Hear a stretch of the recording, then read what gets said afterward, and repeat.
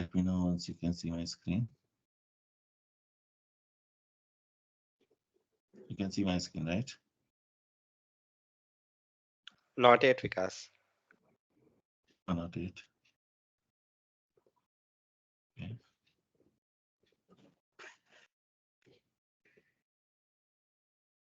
Yeah, able to see now. Okay. Very good. So like the GRC risk management, actually, this is also one of the module in GRC domain. So in that, like in GRC risk management, current version is like 12.0, the latest version. And in this, especially, we are dealing about how to manage the risk in the organization. So whenever we call about the risk, so the risk we are talking about all the kind of risk. Okay, so means the risk related to the access, related to the access control, for example, related to the process control, related to the environmental risk, related to your like a fire safety risk, or maybe some other competition risk, or maybe technology changing risk, right? And and then the storage risk. So many, or the cyber risk, for example. So all this is different type of risk is there for your organization, so that if they are not managing the risk, there will be a loss for their business. So that is a core point here, like how why the company has to manage the risk. For example, we are using access control to manage the access control related risk, like providing access to the user or not. So for that, maybe you have the approval procedure, like whenever any new user is joining, then it is better how to manage the risk using the access control.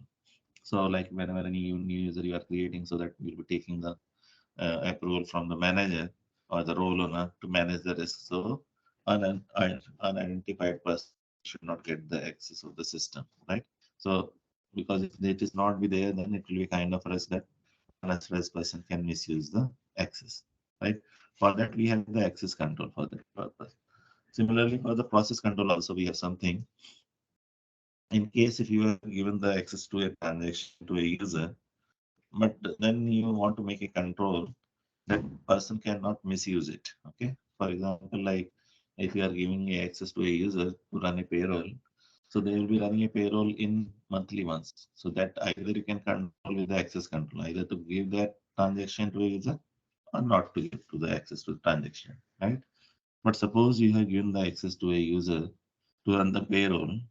So then you want to make a control. You want to see that the person who is a payroll administrator has to run the payroll only once in 30 days, right? Because everybody will be getting salary, or most of the people getting salary once in a month, right? So you want to make a control that the person who is running a payroll should run the like a payroll within 30 days only once. If by mistake or by intention he run the payroll two times, so one alert message has to go to the control owner, and they will manage the risk, right? They can check with them what why he done that. He can ask the question. He can see that is that really necessary or no. Okay. So this can be managed with the, like a process control.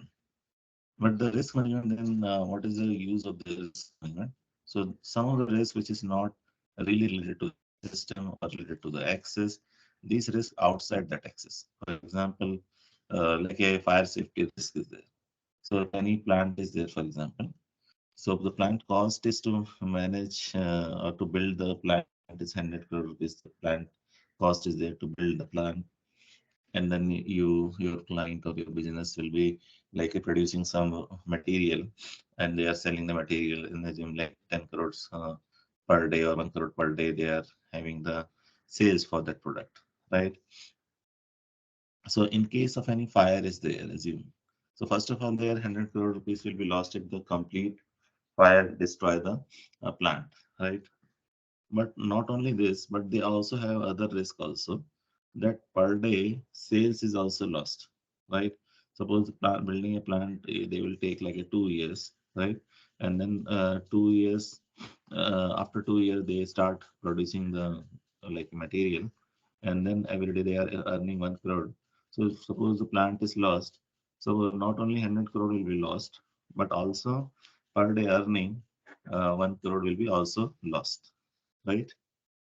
So that is a huge loss for them. Again, to build the same plant, they again has to spend 2 years plus like a 100 crore rupees. Plus they are losing that money. That is so much, right? 2 year into 1 crore means so much of the money, correct? So each company don't want to lose that, don't want to like manage that risk without managing that much loss can be happen, right? And additionally, like some human loss will be there. That is also a bad thing for the company. So how to plan that? How to do that? That the risk will be removed. That is the ideal condition. But if it is not removed, at least to minimize this. Okay. So for that, we'll be like finding a specific solution for that. The solution may be the fire safety equipment will be there installed on the premise in the plant premise.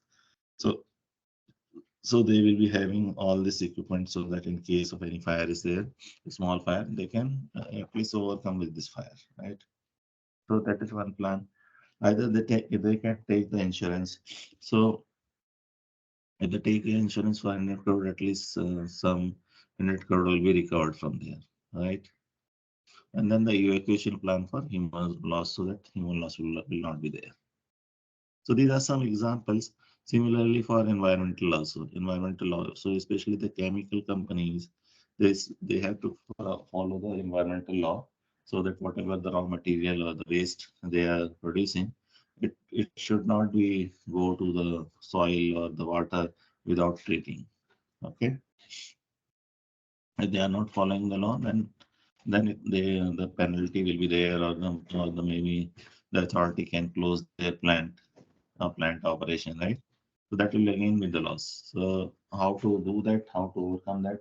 So they will be like time to time audit is there. They will be making the facilities so that untreated material should or waste material should not be going to the earth or maybe in the water or somewhere else, right? So this is just examples of those things, right? So in this actually we are is managing all the kind of risk, and how the main intention is to minimize first defining a risk, identify the risk, then plan the risk, and means give the solution how to minimize the risk or reduce the risk to the zero, and then finally reporting. Okay, so that is the core idea behind the risk management. All right. So first is like we are learning in this unit one, and this is like 4 to 5 weeks course. But what we are learning, especially introduction of the risk management in this, what is the meaning of the risk management? Different organization, different type of risk is there. In which business process they have the risk. Okay, so those we are finding here. Okay, then we are finding like the risk process overview, then the security consideration. What are the security consideration we have to take? And then we have the risk planning. After introduction of risk, so these are the phases is there. 5 phases will be there in the risk management. The first phase is like risk planning. So to plan the risks, like we have the master data that we have to define.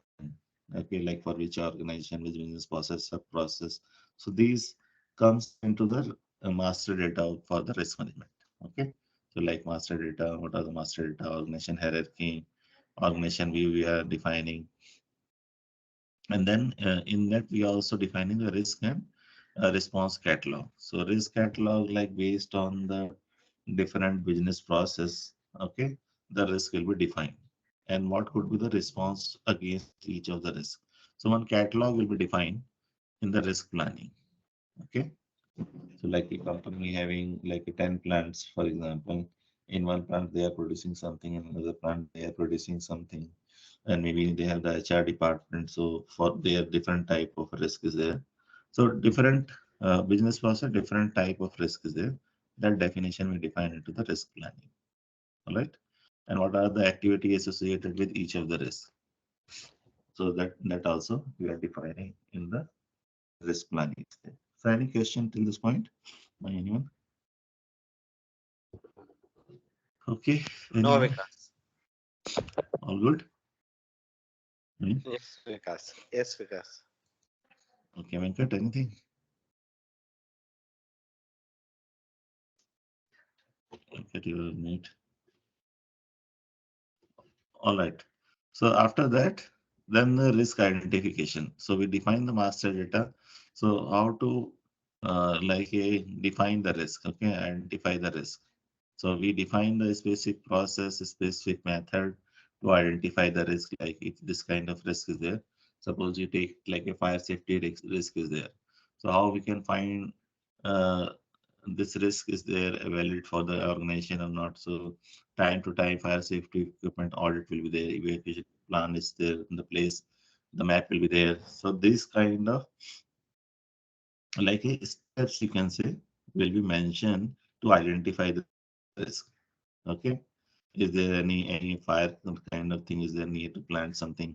The canteen is outside, the generator is outside or not. So some of the like identification, how to find the risk. So some method will be identified and that will be written in the or the identification. So then risk analysis. So after defining the like a risk to find the risk, then the actual we can say audit or actual process will be running to identify the risk. So that we call as a risk analysis. So in that whatever the risk we define, we have to follow the process across the across the company in each of the plan and run through and find is that any kind of risk is there or not there. Okay. So for that, maybe different type of mechanism is there. Maybe we'll be using the surveys. Okay. So we create a survey question and ask to the employee, okay, whether you know where is the fire safety evacuation plan is there, you know where is the fire safety equipment is there, how to use it. Okay. Whether the audit wise it is correct, it should not be expired one, right?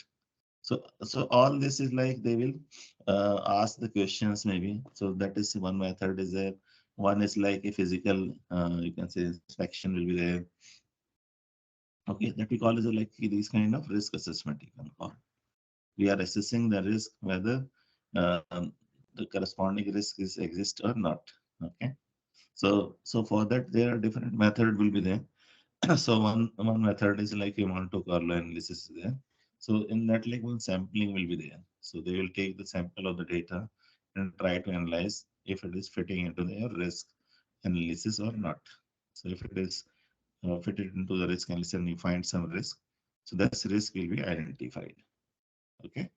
So once the risk, so all this thing we define here in this process, risk grouping we have to do, and then risk identification we do the survey, we run the reports. Okay, all this and this analysis also what if the scenario is this. So this kind of question answer you can ask.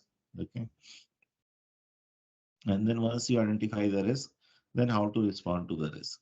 Okay, so for that, what is the response is there, what is the plan is there, the response alignment with the risk is there. Okay, this will be the response, this risk is identified, and then maybe they will say that evacuation plan is not there in the plan. So they find the risk in case of fire is there, so no evacuation plan for example not there for the employees. So they will say the response that they have to put the evacuation plan, they have to put the map for that, they have to put the maybe staircase for emergency cases, the siren should be there. So like that they will give some proposal, right? Or maybe the smoke detector will be there. So like that some of the things they will suggest if it is if they find it is not there. Correct? So that we call as a risk response. All right.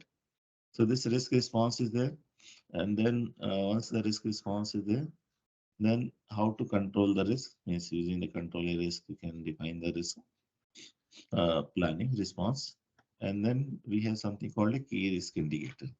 So key risk indicator means this will be used especially to define how many risk company have, what is the risk levels is there, the occurrence is there, for example. Okay, occurrence probability assume. Okay, so like that they will define the risk key risk indicators, and with the help of the heat map, you are able to identify different priority of the risk, the value of the risk, and like a likelihood of the risk you can call. So with that only, like the heat map will be there, and always all the company goes with the highest number of occurrence and highest level of the risk to resolve it or to respond those kind of risk. Okay, that is with their core intention. So they will address first the high risk and then go to the medium risk for addressing and then the low level of risk. Okay, so that will the key risk indicator help you to monitor, help you to understand what risk your organization or your company have it. All right. Any question on this? No, Vikas. All right. Then you have something called a risk monitoring. So like if you already find some risk, so you have to always like create a recurring inspection plan. Okay, so to see that whether the risk is reduced or risk will be removed. So ideally it will be removed, but if it is not possible to remove, then timely audit will be there for take example like a fire safety. So every will see the audit. Okay, they will give the training to the people for evacuation thing, like how to move out in case of evacuation, in case of fire will be there. Okay, so that they will do, and then with this like you have some things that we have to do like in the GRC side, like especially explaining the monitoring and working box, the risk owner will get something, some perform some ad hoc tasks. Okay, managing some risk escalation if any risk is defined, and what are the role and responsibility of there in the risk management module and how to provide access to these people. Okay, and some enhanced feature like maybe uh, what are the like automated way we have to define some master data for uploading the master data into the system that we'll be learning in the enhanced features. Okay, so in the GRC 12, the little advantage is like all this thing, most of the end user thing, especially you have to do with the Fury. So that Fury catalog and groups we have to define. So that one advantage is there in that. Or using NWVC also we can do that actually. But yeah, one more option is there for Fury, especially for the reporting purpose. It's good to see some reports in the Fury. So it will be some graphical presentation will be there. Okay, so that is some advantages there. And you have some roles also that you can utilize for that purpose. So that's the overall summary for your risk management. Okay. So, so yeah, any question to this point? So overall, the framework you understand now, why the risk management is there, what is the purpose of it. So there is the integration also, like you can bring some of the risk from your access control and like a process control also in case if you want to feel so to bring here. That is also the integration. It is there.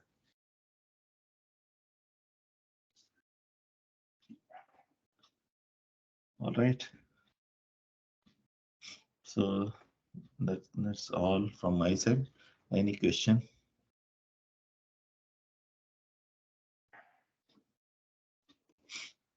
No from my side, Vikas. Mm-hmm. I get. No,